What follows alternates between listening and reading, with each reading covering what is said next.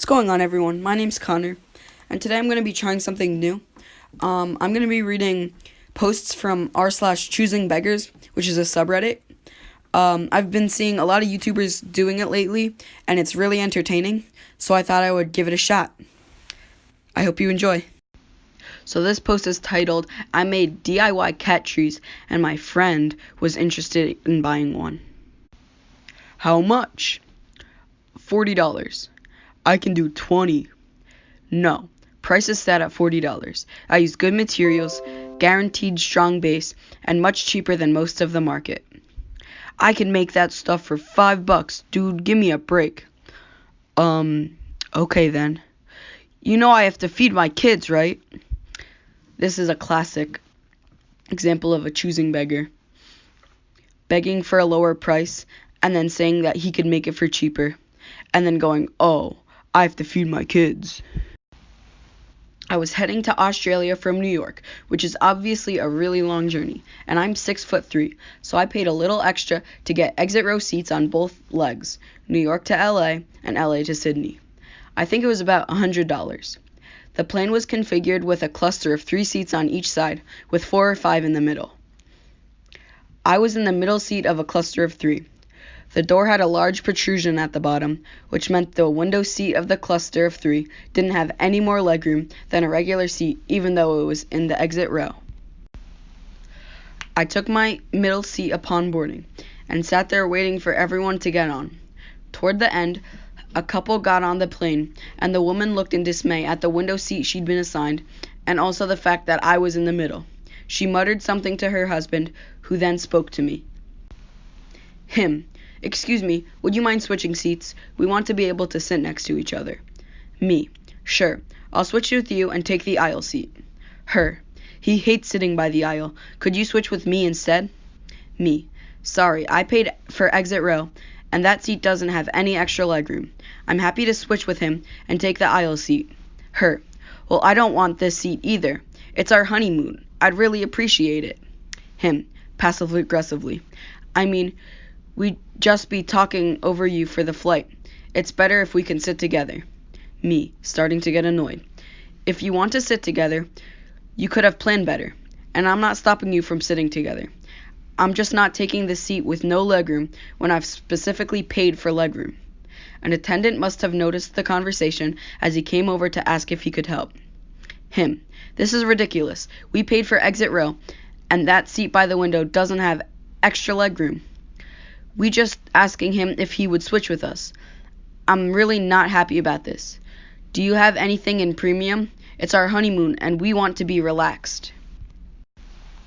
Attendant. "Sir, we're aware that seat doesn't have extra legroom, which is why we don't charge for it.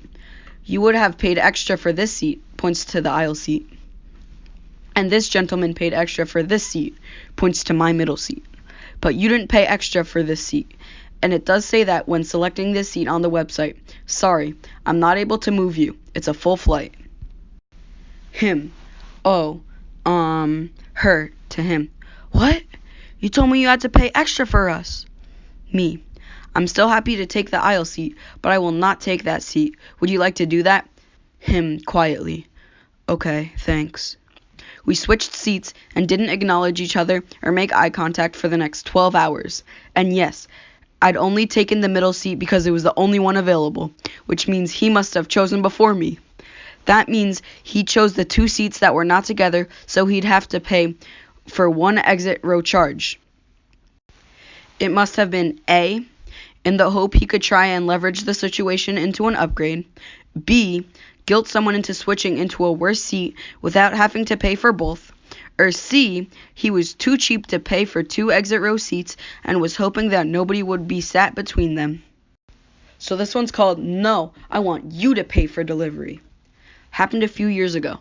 Selling a nice marble table on Kijiji in mint condition for $1,500.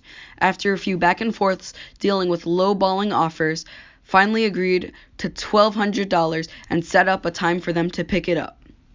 The day of, the husband and wife show up 30 minutes late. I can see they are driving a car, and there is no way this 70-inch table is going to fit. After inspecting the table, trying to find anything wrong, they could only comment on the veining might make the table not as strong or something. So I ignore whatever comment they made and ask if they're going to take the table. Choosing beggar. Oh, well, we have to rent a van to get it to our place, and that's going to cost me $250, so I can offer $950 for the table with that considered. Me. The price is $1,200 as agreed. It doesn't matter to me if you have to rent the van. Choosing beggar. How are you set for your furnace? Me. What are you talking about? Clearly confused at the moment and thinking these people must be insane. Choosing beggar. I can give you a discount if you give us the table. I'm a furnace installer. Me. Price is $1,200. I'm not entertaining offers for furnace installations. Choosing beggar.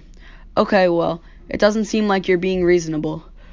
We have to pay to move it, and you should cover our costs. I just said no and showed them the door. A week later, I ended up selling the table for $1,400. I encountered plenty of people not bringing enough money, but this was certainly on another level. Good for OP for saying no to that deal, because not only did he save $500, but if I was in that situation, I would feel kind of bad, because I'm a kind of timid person, and I would definitely fall for that. So, props to you, OP. My wife and I still laugh about this one. We treated ourselves, along with our daughter, to business class on a flight home as some upgraded seats suddenly opened up at a discount. We flew economy down and had been separated, so this seemed like a good thing. My wife and daughter grabbed their 2 seats together. I head right behind them to the last row of business seats. There's a woman already in my seat, talking to the woman next to her. Choosing beggar window lady quickly chimes in. I got upgraded. This is my sister. Would you mind taking a different seat so we can be together? Me. Okay, sure. Is a single seat here? Motioning to an empty seat across the aisle. Choosing beggar.